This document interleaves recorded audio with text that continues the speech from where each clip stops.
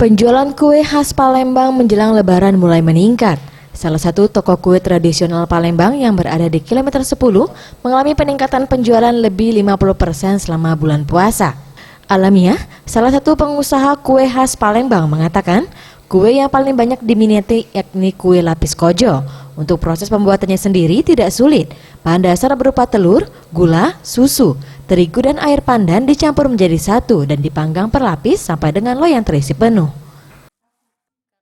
Proses pemanggangan berlapis-lapis kurang lebih sebanyak 17 lapis.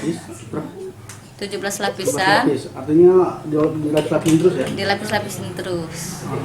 Sampai loyang penuh.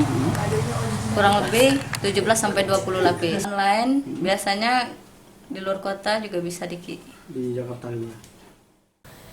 Biasanya menjelang Lebaran setiap harinya dirinya membuat 100 loyang untuk memenuhi pesanan dengan harga sekitar Rp250.000. Tim Liputan Sriwijaya TV.